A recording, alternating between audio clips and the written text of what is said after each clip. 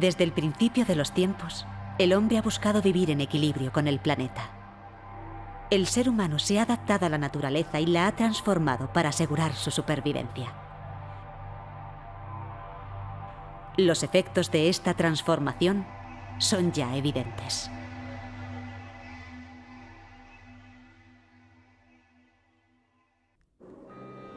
La temperatura de la Tierra aumenta.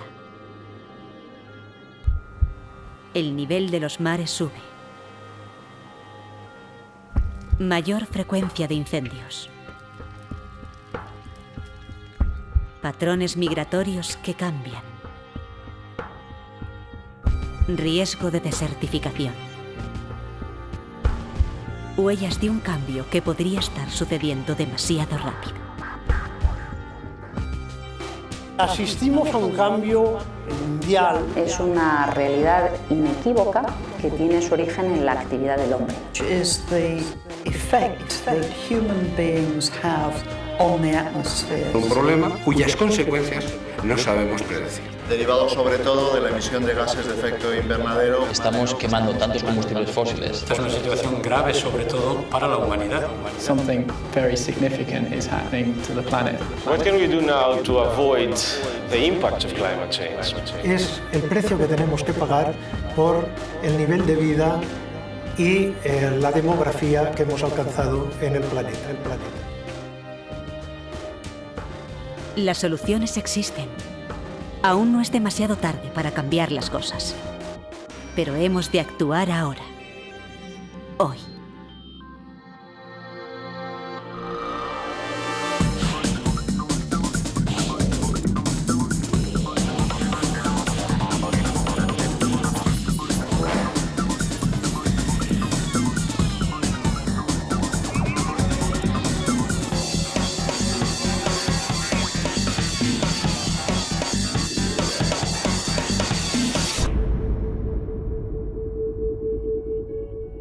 El Panel Intergubernamental de Cambio Climático de la ONU lo confirma. El cambio climático es una realidad. Más de 2.500 científicos de todo el mundo están de acuerdo en que las consecuencias son ya evidentes. Vivimos en un mundo más caliente en casi 1 grado. El cambio existe y es humano. Esto lo hemos creado nosotros. Que no le quede duda a nadie. No es posible entender lo que está pasando si no hacemos intervenir al hombre. Es el hombre quien lo ha creado y, por tanto, es el hombre quien lo tiene que modificar. Nunca en la historia, desde que hay hombres en la Tierra, ha habido cambios tan profundos. Ha aparecido una especie, que es la especie humana, que es capaz de modificar las condiciones climáticas en nuestro planeta, y eso es algo que no había ocurrido durante los 4.500 millones de años de recorrido del planeta Tierra. Estamos tocando algo de una escala muy superior a la capacidad de comprensión humana, que es el movimiento de todo el planeta. Hay unos efectos de incertidumbre que todavía hacen que la acción sea más necesaria. Las previsiones afirman que en décadas gran parte de los glaciares podría desaparecer. Se estima que para 2050 el nivel del mar habrá aumentado al menos 15 centímetros y que la biodiversidad del sur de España se verá reducida. Las regiones más afectadas serán las situadas en la mitad oriental peninsular, cubriendo una amplia franja en torno al Mediterráneo. La tendencia es hacia una mediterraneización del norte peninsular y la aridización del sur. España es uno de los países que va a sufrir más los efectos del cambio climático. Los expertos prevén que haya más aridez, más sequía, menos precipitaciones. Y ahora sabemos que parte del sur de España tiene las condiciones de temperatura que tenía Marruecos hace 25 años. Los bosques, las zonas más húmedas, las zonas más frescas de la península ibérica se parecerán más a lo que han sido las zonas menos frescas antes. Es necesario que el ser humano se movilice para cambiar su manera de habitar el planeta.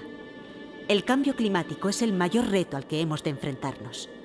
Gobiernos, científicos, empresas e individuos hemos de trabajar juntos para afrontar el problema.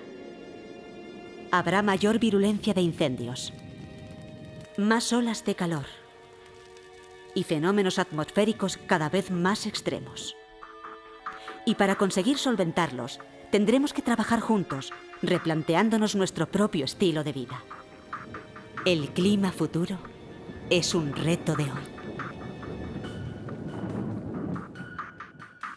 Ya en el siglo V a.C., Empédocles de Agrigento, filósofo y poeta griego, postuló que el agua, el aire, la tierra y el fuego son las 4 raíces que sostienen el equilibrio y la permanencia de los seres en el mundo. Este equilibrio está sometido a 2 fuerzas cósmicas, el amor que une y el odio que separa. Para Empédocles, la realidad es una esfera que contiene los 4 elementos, y que al mezclarse dan lugar a la diversidad de la vida y a los cambios que ocurren en el mundo. Su teoría pretendía explicar el cambio, el equilibrio y a la vez la permanencia de los seres del mundo. Nada más adecuado para nuestros días, en que todo indica que estamos perdiendo ese equilibrio. Pero, ¿qué es esta alteración y en qué consiste el cambio climático? Es una alteración que procede de un incremento de la concentración de gases de efecto invernadero en la atmósfera y que el efecto más importante que tiene es un incremento de la temperatura media de la superficie terrestre. Una manta que le hemos puesto alrededor de la Tierra y que hace que el calor que viene del Sol se retenga. And that's primarily warming caused by release of greenhouse gases into the atmosphere. El problema es que estamos quemando tantos combustibles fósiles, estamos lanzando tanto CO2 y otros gases que llamamos de efecto invernadero a la atmósfera, que el planeta está absorbiendo demasiada energía y se está calentando. Existe un flujo de energía constante entre el espacio, la atmósfera terrestre y la superficie de la Tierra que hace posible mantener la temperatura en el planeta. La Tierra recibe radiación solar y, a su vez, emite energía hacia el espacio. Gran parte de esta energía es absorbida por los gases de la atmósfera. Esto es el efecto invernadero. Cuando el equilibrio se rompe en este fluir energético, la atmósfera retiene más calor y el planeta se calienta. En las últimas décadas la temperatura terrestre ha aumentado en casi 1 grado debido al incremento de dióxido de carbono en la atmósfera. Los primeros cambios comenzaron no en la Tierra, sino sobre ella, en la atmósfera. Una de las características fundamentales que permite la vida en la Tierra es que tiene una atmósfera que tiene una composición de gases que es capaz de retener el calor. Si no existiera atmósfera en el planeta Tierra, la temperatura promedio sería 30 grados por debajo de la actual, es decir, sería imposible habitar el planeta Tierra. Y esos gases son sobre todo el dióxido de carbono, pero son otros gases también como el metano, el óxido nitroso y compuestos sintéticos que no existían antes como los CFCs. Algunas soluciones potenciales están apareciendo, pero no serán eficaces a no ser que la sociedad modifique sus sistemas de consumo energético. En nuestro país el transporte representa aproximadamente el 50% del consumo energético final. España tendría que abordar muy rápidamente el problema de cómo controlar las emisiones procedentes del sector del transporte. Sería impensable en estos momentos nuestra forma de vida sin el petróleo. Esta materia prima que la Tierra sintetiza tarda 1 millón de años en sintetizar, nosotros lo estamos utilizando a raíz de 160.000 litros cada segundo que pasa. Algo no va bien. Un regalo que nos ha permitido llegar a donde estamos, lo estamos agotando a una velocidad excesiva, además con el problema añadido de la liberación de gases que tienen efecto invernadero y tienen un efecto sobre el cambio climático. Una de las soluciones es proporcionada por la propia atmósfera. La energía cinética generada por efecto de las corrientes de aire puede ser convertida en energía a través de molinos de viento. España es el segundo productor de energía eólica de Europa, después de Alemania, y con unos niveles de producción cercanos a los de los Estados Unidos. Anualmente la energía eólica produce unos 36.000 gigavatios hora, un 10% de la producción eléctrica nacional. Si no tenemos gas, no tenemos petróleo y apenas tenemos carbón, tenemos que mirar hacia las energías que tenemos. Las energías que tenemos hoy son las que llamadas renovables, son las que proceden del viento, del sol, del agua. Los que hemos vivido la historia del desarrollo renovable en España en los últimos 10 años, hemos pasado de representar prácticamente cero a representar cerca del 20% del consumo eléctrico de España, ahora mismo que los podemos estar produciendo con el viento y con el sol. como hemos visto que este desarrollo ha sido posible en base a una visión, en base a un esfuerzo, y hemos conseguido una cuota que en el caso de lo que es el consumo eléctrico representa ya casi el 20%, pensamos que incrementando esos mismos esfuerzos seremos capaces de poder conseguir la cobertura de todas nuestras necesidades energéticas. Pero si la quema de combustibles fósiles continúa y la emisión de gases sigue aumentando, estos atraparán más calor y afectarán al clima de todo el planeta. El CO2 es el precio oculto que pagamos por nuestro bienestar. Solo con un cambio en los hábitos de consumo energético se podrá evitar que continúe el ritmo actual de emisión de gases y, con ello, el aumento de temperaturas y los fenómenos meteorológicos extremos. En verano de 2003, en toda Europa se vivió una catástrofe. Solo en España el Ministerio de Sanidad admitió 59 muertos por la ola de calor y 82 más por agravamiento de patologías previas a causa de las altas temperaturas. 35.000 personas fallecieron en toda Europa. Solo en Francia más de 14.000 murieron en pocas semanas. Hace 5 años, España y Europa entera estaba padeciendo una gran ola de calor que era totalmente inusitada en el clima que podíamos decir de toda la vida y que después, al hacer estudios, hemos comprobado que eventos de aquella naturaleza eran improbables, digamos, en el clima de toda la vida y que solo podíamos explicarlos si acudíamos a un clima al que nos estamos adentrando. Pero el cambio climático no afecta únicamente a los humanos. Desde la antigüedad, las aves han sido unos excelentes bioindicadores del estado de salud de la naturaleza. Su presencia refleja que el ecosistema está bien conservado, su desaparición todo lo contrario. Investigaciones a lo largo de los últimos años han comprobado que varias especies de aves han preferido no emigrar porque la variación climática registrada les compensa el no hacer el esfuerzo de ese largo viaje anual.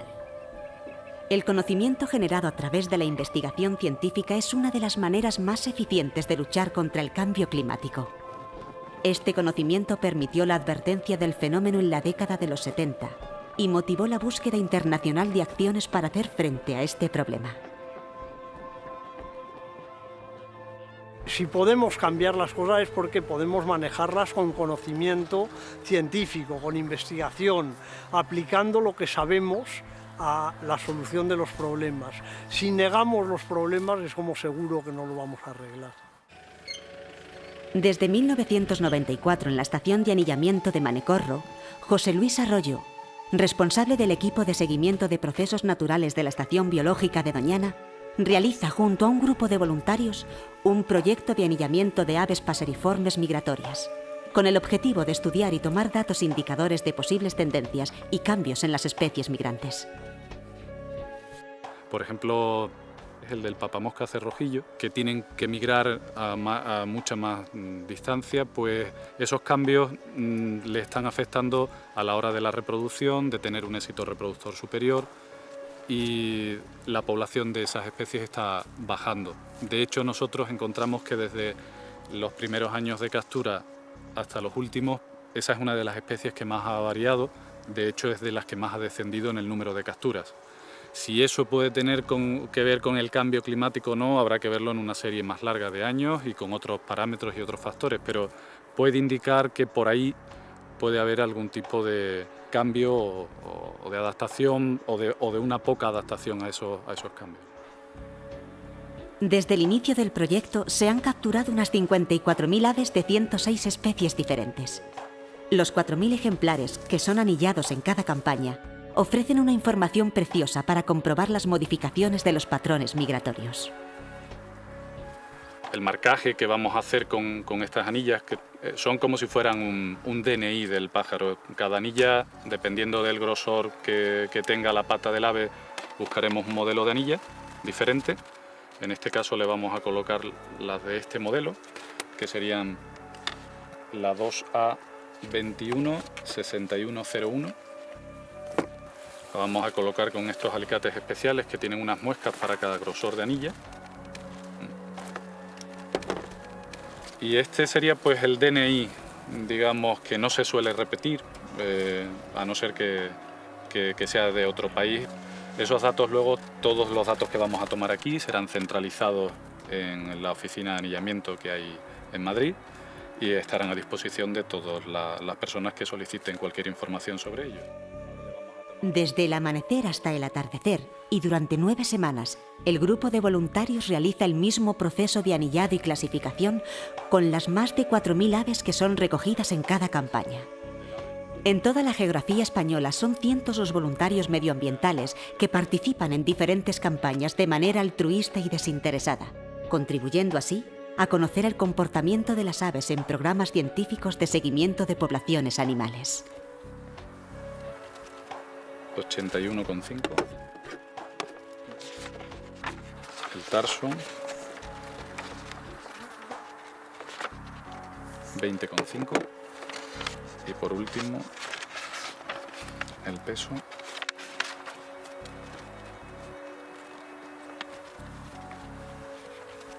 31,0. Y con esto finaliza la toma de medidas que hacemos del ave. Los cambios climáticos nunca han sido algo extraño. La aceleración del incremento de temperaturas es lo que supone un riesgo para la vida tal y como la conocemos. Nos lleva a un territorio inexplorado en la historia de la humanidad en la Tierra. So if you're really, in a scientific way, trying to pick out the signal of an impact of climate change at the present day on people, it's not that straightforward to do. If you look at natural phenomena like ice caps, snowfall, animals who are trying to live along the rim of the ice, then you can begin to see a very clear impact, even now. Las regiones polares son especialmente importantes en un contexto de calentamiento global como el actual. La masa de hielo que ocupaba el océano glaciar ártico se está fundiendo a un ritmo vertiginoso. El año pasado se llegó a un mínimo histórico en la masa de hielo del Ártico, en el que se fundió en solo 2 meses la misma cantidad de hielo que se había fundido en los 15 años precedentes juntos. El hielo en la Tierra es uno de los medios donde el cambio climático se hace notar de manera más espectacular.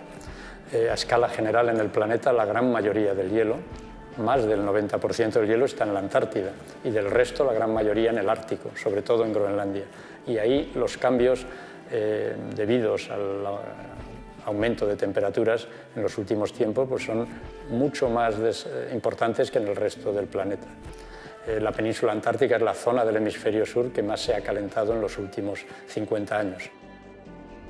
Los científicos están observando un proceso de extinción generalizada de los glaciares patagónicos de montaña, del que solo escapan los grandes glaciares que se encuentran por encima de la línea de las nieves permanentes. En zonas de España con nieves permanentes como los Pirineos, los glaciares están desapareciendo a una velocidad inusitadamente alta. Los Pirineos tienen ahora 9 veces menos extensión de hielo que hace 115 años. Y en los últimos 25 años, el retroceso del hielo en los Pirineos ha sido espectacular. Tanto que hoy en día pues, quedan solo 4 macizos pirenaicos con glaciares. El glaciar del Monte Perdido ha visto reducidos sus hielos en un 55,7%. Es un ejemplo de lo que está ocurriendo en los Pirineos estas últimas décadas. Especialmente su parte inferior es muy sensible al calentamiento, ya que son masas de hielo que están sometidas a un estrés muy grande. De seguir la situación actual, está condenado a desaparecer. Asimismo, los ibones pirenaicos también presentan importantes signos de cambio. Debido a ello, se están haciendo grandes esfuerzos de recuperación de estos hábitats. Lagos de alta montaña cuya arcilla, sedimentos y agua aportan datos muy valiosos acerca de los cambios climáticos ocurridos en los últimos 25.000 años. Esto mismo que ocurre en España ocurre en multitud de zonas del mundo y además se ven sus efectos ya en las poblaciones, porque los glaciares tienen la virtud de que dan agua durante el verano. Son los que permiten mantener los cursos de los ríos, son los que mantienen las fuentes, son los que mantienen el agua que mucha gente bebe. Todos estos cambios hacen que España sea una de las zonas del planeta que más se verán afectadas en cuanto al régimen hídrico por el cambio climático. la variabilidad del calentamiento es relativamente baja, digamos, o sea, estamos hablando de 2 grados Celsius, pero ese cambio de 2 grados permanente provoca cambios mucho más intensos en todo lo que es los componentes del ciclo hidrológico. Precipitaciones, evapotranspiración, crecimiento del nivel del mar, etc. Cada vez gastamos más, es decir, que cada vez requerimos más agua. Eso apunta a que va a haber un déficit de agua y nos debería mover ya a ahorrar lo máximo posible. Es decir, que tenemos que intentar vivir consumiendo menos agua y desde luego evitar toda la que se pierde en conducciones, en cañerías. Hay que pensar que el agua no nos va a sobrar, va a ser siempre un recurso escaso. Quizá las infraestructuras que hemos construido durante los últimos 50 años para gestionar nuestros recursos hídricos no sean funcionales frente a este problema. Hemos construido muchos embalses para regular nuestros ríos, pero los embalses aumentan la evaporación del agua continental hacia la atmósfera y suponen en el fondo una pérdida neta de agua, no una ganancia. También los caudales que eventualmente llegan al océano se están viendo muy disminuidos y mermados, y esto supone una pérdida de fertilidad. El que el agua dulce llegue al océano es fundamental como parte del ciclo del agua. Las infraestructuras que hemos de generar para resolver nuestros problemas hídricos en el futuro son infraestructuras que tienen que tener periodos de vida y de amortización medidos en décadas, y no se pueden plantear para los problemas actuales, sino que se tienen que plantear teniendo en cuenta cuáles son los escenarios futuros de disponibilidad de recursos hídricos y de situación del medio ambiente en España en general. El 31,5% del territorio español está amenazado seriamente por la desertificación. Las zonas húmedas del norte de España sufrirán una gran pérdida de carbono orgánico por el aumento de la temperatura y de la sequía. Se verán especialmente afectadas las vertientes mediterránea, el Valle del Ebro y la cuenca del Guadalquivir. A no ser que comencemos a detener el cambio climático, en varias décadas el Ebro podría ser un río luchando por su propia existencia. Hay un cúmulo de factores que pueden incidir en que perdamos la fertilidad de un determinado territorio. Esa pérdida de capacidad productiva del sistema, eso es lo que en puridad es lo que llamamos desertificación.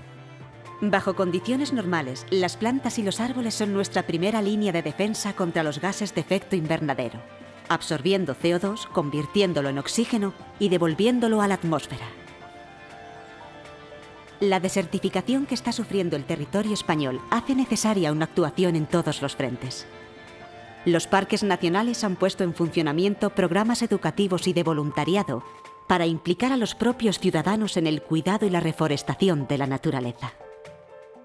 Las actividades que estamos realizando en este momento están dentro del programa de voluntariado en parques nacionales.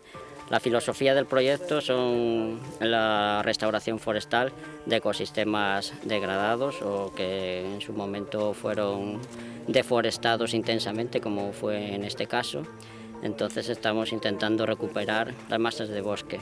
En cada parque nacional hemos hecho la misma cosa, que es recoger semillas dentro del propio parque nacional, ir a un vivero donde son cultivadas y están un periodo de tiempo, mínimo 1 año, hasta que esas semillas germinadas son plantones jóvenes de 1 o 2 sabias y se vuelven otra vez a reintroducir, generalmente y casi siempre en el caso de este parque nacional, en cercados como este de exclusión, porque aquí la carga de ciervos jabalíes es muy intensa, con lo cual no prosperarían las plantaciones fuera de cercados.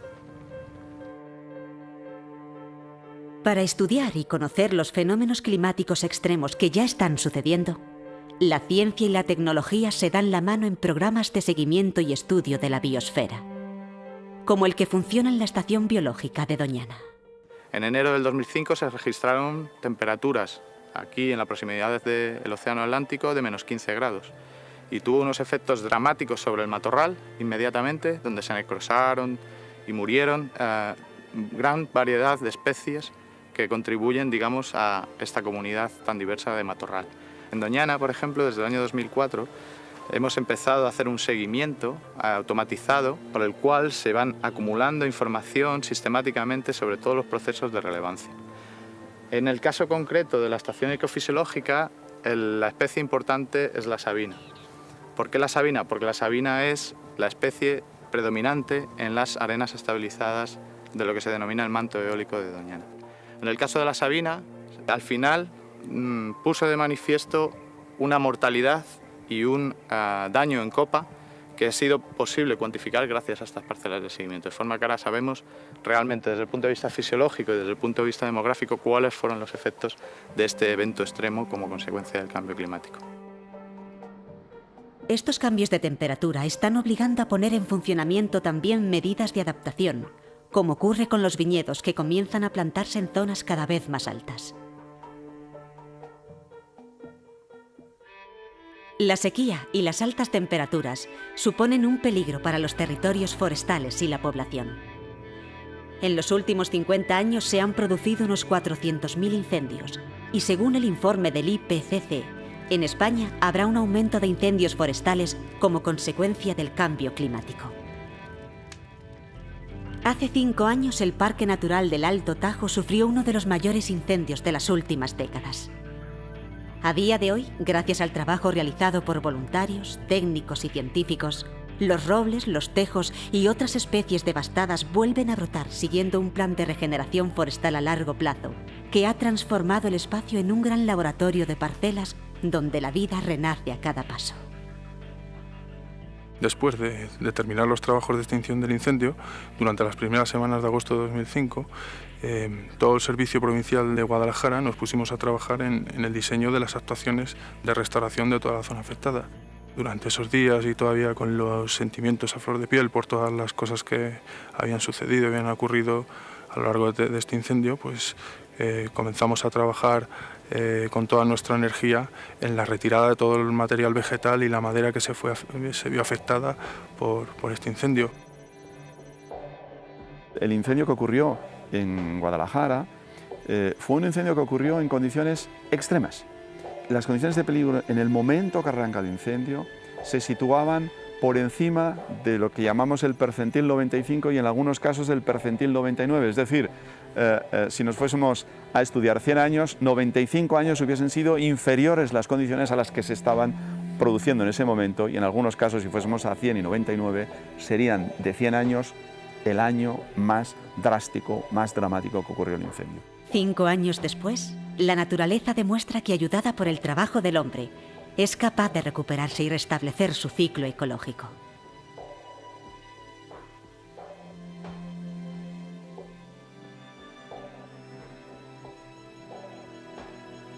Pero la defensa contra el cambio climático también pasa por la observación y el análisis de los problemas en un contexto mundial. En muchos lugares del planeta, los científicos están estudiando sus efectos en los diferentes hábitats. Sierra Nevada forma parte, junto a otras 28 reservas de la biosfera, de un proyecto de seguimiento global auspiciado por la UNESCO. Su objetivo es evaluar las consecuencias del cambio global a través del seguimiento y estudio de procesos asociados al cambio climático. De esta manera, serán capaces de identificar con antelación los cambios en las especies y ecosistemas monitorizados y poder ofrecer estos resultados para mejorar la gestión de la biodiversidad a nivel internacional. Sierra Nevada, por su especial situación geográfica y por la diversidad de ambientes naturales y por las diferencias altitudinales que aparecen dentro del macizo montañoso, representa o constituye un observatorio ideal para el estudio de señales asociadas a los procesos de cambio climático. Las estaciones permiten conocer y evaluar la calidad de los ríos y lagunas, el permafrost, los flujos de carbono, las temperaturas y la variación de la flora y fauna de un lugar con grandes contrastes ecológicos. Pero no solo los científicos tienen algo que ver con el cambio climático. Son los propios ciudadanos los que con sus acciones marcarán la diferencia. Si el siglo XX puede ser denominado como el siglo de las guerras y la tecnología, el siglo XXI habrá de ser el siglo de la Tierra.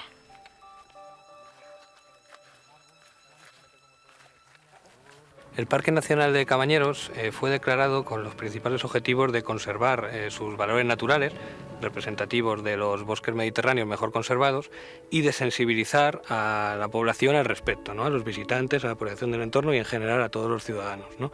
En el marco de estos objetivos se organizan distintos campos de voluntariado en colaboración con distintas asociaciones no gubernamentales. Hay dos partes que debería incluirse en cualquier proyecto de restauración forestal. Por una parte el mantenimiento y por otra parte la evaluación o seguimiento.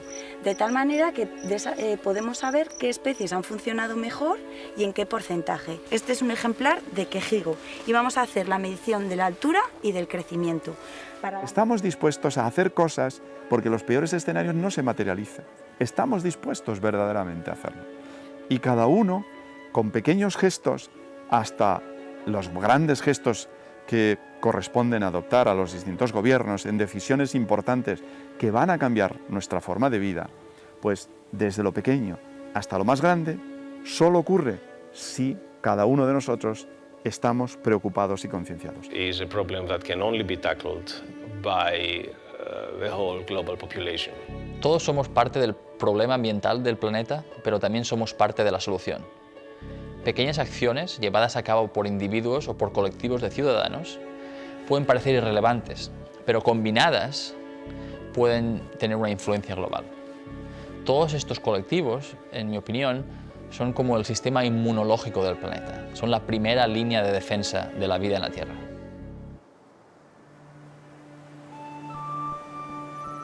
En el año 2002, España vivió la mayor movilización ambiental de su historia.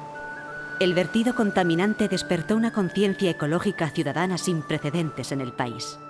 El horror dio paso a la solidaridad. Más de 300.000 voluntarios contribuyeron directamente con sus manos a la limpieza de las playas y zonas afectadas. La catástrofe se transformó en un gran esfuerzo colectivo.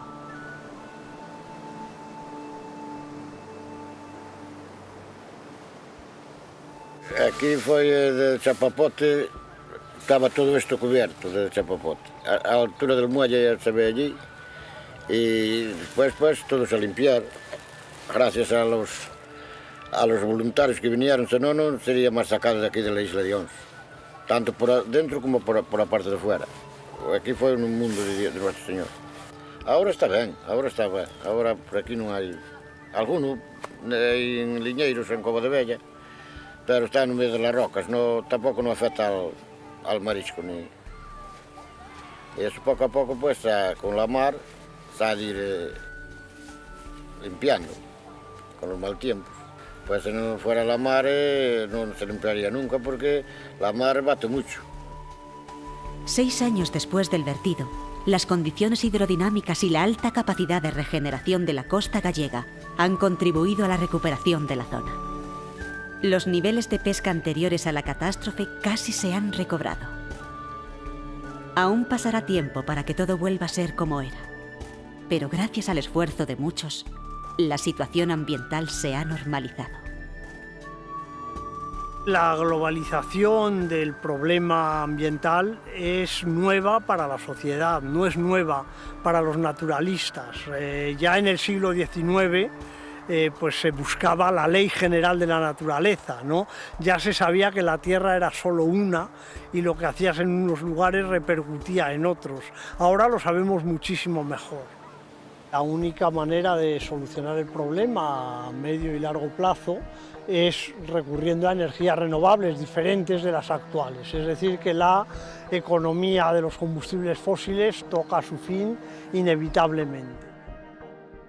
La ecuación es renovables al máximo de sus posibilidades, pero también eficiencia, hacer más con menos y ahorro. ¿Qué ahorro significa?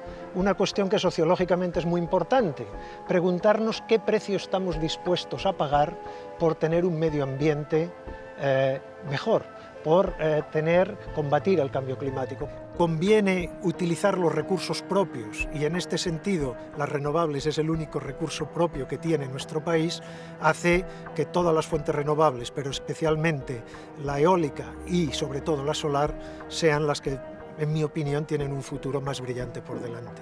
Es posible suministrar la totalidad de las necesidades energéticas del planeta utilizando las fuentes de energía renovable como concepto de futuro y como vector de futuro. Tenemos que utilizar la bolsa económica de los que estamos emitiendo más de lo que debemos, que lo tenemos que pagar y lo tenemos que transformar en apoyo a la inversión en nuevas tecnologías en aquellos países que necesitan más energía de la que tienen.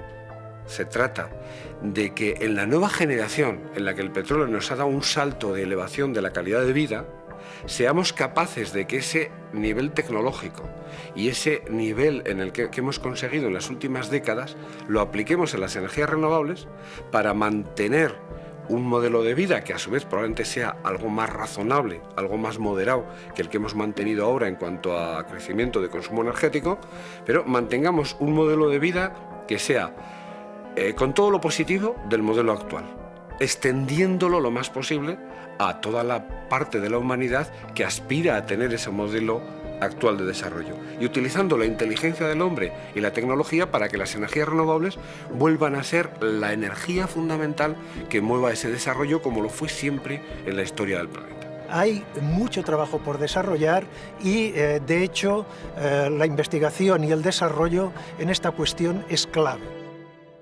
Según el estudio de cambio climático en España, las aguas del mar están experimentando una subida de temperaturas y un crecimiento de entre 2 y 3 milímetros por año en el norte de la península y un poco menos en el Mediterráneo.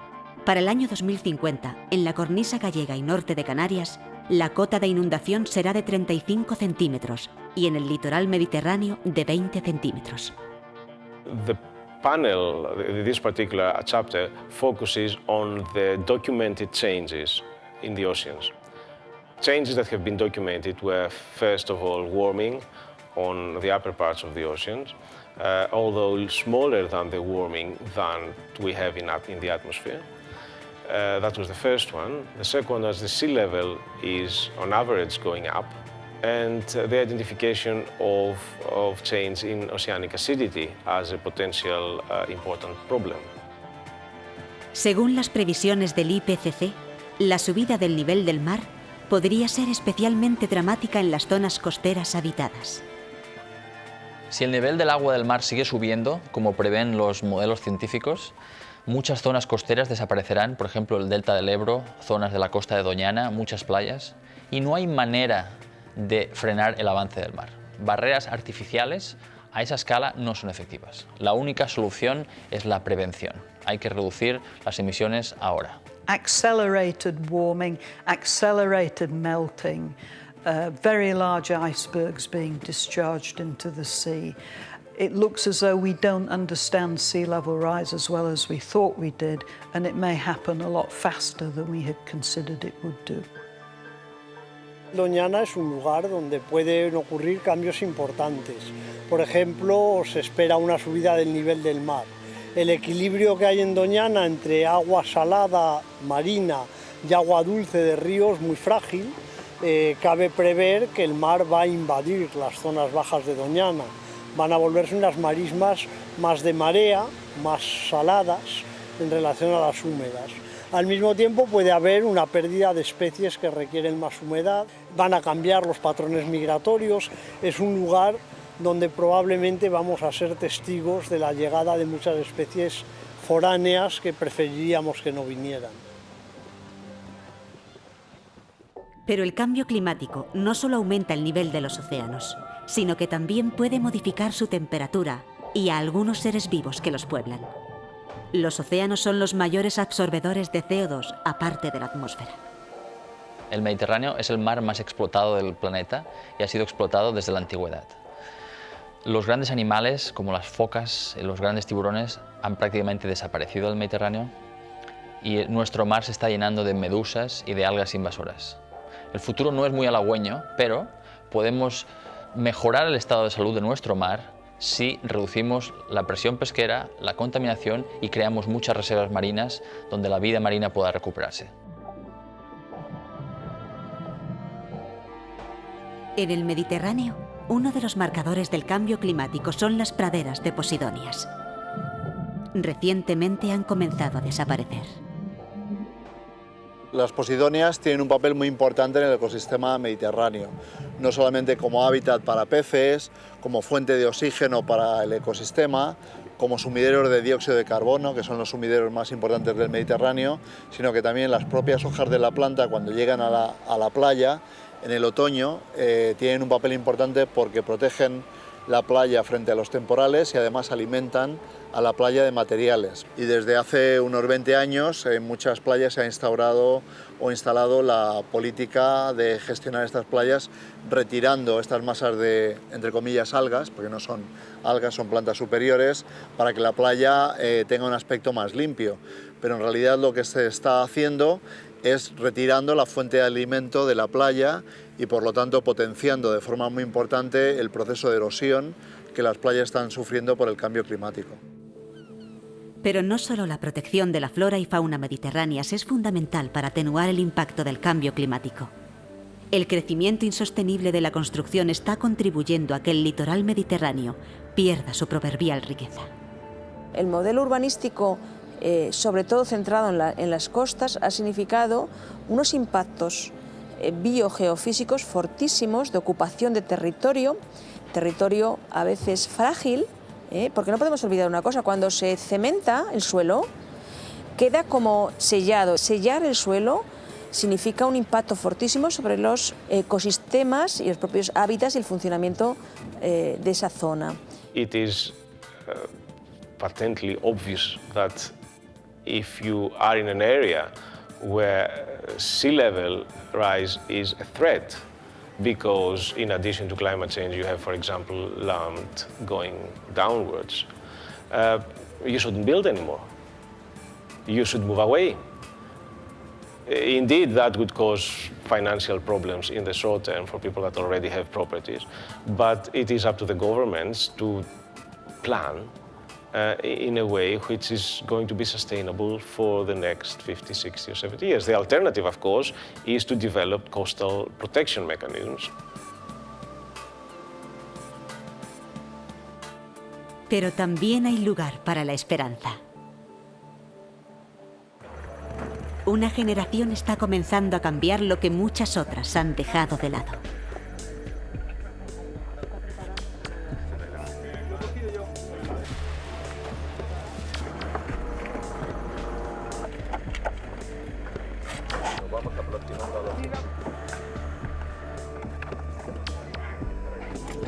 Empezamos con el bosque y después ya ayudamos a los buzos que están en el mar para sacar las bolsas que traigan de cristales, hierro y las baterías y los plásticos separados cada uno en su bolsa, que las pondremos. Los organismos internacionales, como el Programa de Naciones Unidas para el Medio Ambiente, realizan campañas de participación colectiva con acciones para mejorar el entorno. Una de ellas es Clean Up the World, que moviliza a los ciudadanos para que limpien, reparen y conserven el medio ambiente.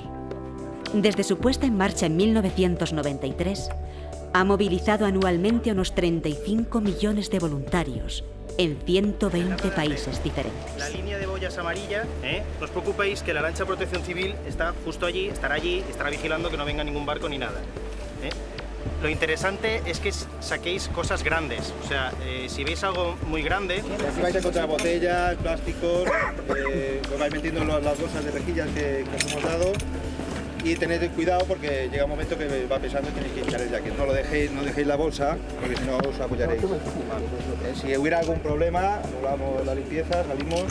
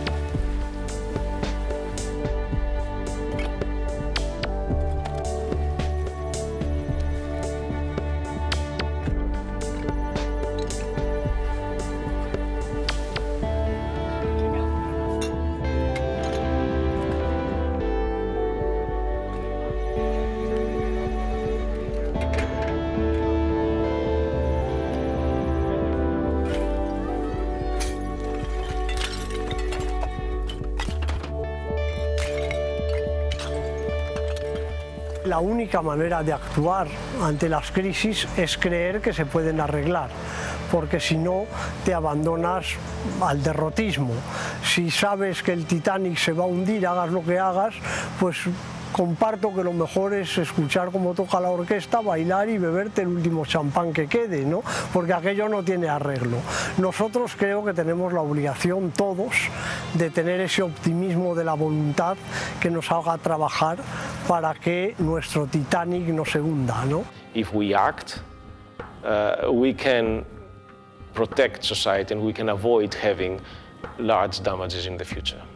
Tenemos que ser enormemente eficientes, rigurosos en nuestro consumo de energía. It's not difficult to find the answer. The answer is you have to reduce your greenhouse gas emissions. The difficulty is in how you do that. Motivating people to recognise that they have a responsibility not only to the future health of the planet.